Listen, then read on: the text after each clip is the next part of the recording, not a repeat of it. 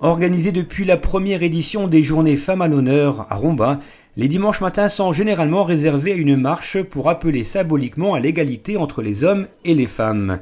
Une égalité en matière de salaire, de pension de retraite, une égalité aussi dans la réalisation des tâches domestiques, dans le pourcentage d'élus féminines dans les collectivités locales, régionales ou nationales, ou encore dans le nombre de femmes dirigeant de grandes entreprises. Bref, il y a encore du boulot à faire. Il y a encore du boulot pour faire changer les lignes, pour faire évoluer les consciences, les mentalités et les habitudes, pour faire respecter des lois qui existent déjà ou pour en créer d'autres. Jean Ferrat a écrit « Je chante avec Aragon, la femme et l'avenir de l'homme ». Toujours dans le cadre de ces journées Femmes à l'honneur, un apéro littéraire était organisé dimanche à l'espace culturel. Les comédiens du Théâtre d'Est ont proposé au public de mettre une nouvelle fois la femme à l'honneur. Des femmes nous aiment pour nos défauts. Et si nous en avons en nombre suffisant, elles nous pardonnent tout. Même le fait d'être intelligent.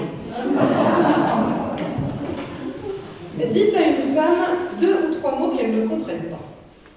Il la déroute, l'inquiète, la rend anxieuse, la force à réfléchir et vous la ramène, consciente de son infériorité, sans défense. Le reste n'est que jeu d'enfant. Il n'est bien entendu pas nécessaire que vous les compreniez vous-même. Margot Castagnier, Olivier Dupuis et Jean-Sébastien Grunfelder ont, pendant une petite heure, fait voyager ce public à travers les siècles et les pays, en partageant avec eux des textes, poèmes et chansons qui parlent de la femme. Je me suis fait petit devant une poupée qui ferme les yeux dans la couche. Je me suis fait petit. Prévert, Claudel, Godet, Barbara, Brassens ou Olivia Ruiz, les comédiens et chanteurs ont enchaîné des textes, parfois tendres, parfois cruels, drôles, grinçants, amusés, provoquants, décalés, légers ou engagés. Des textes sur les femmes, des textes à écouter et à méditer.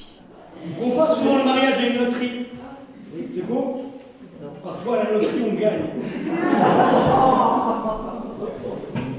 Toute une vie auprès du même être, c'est long.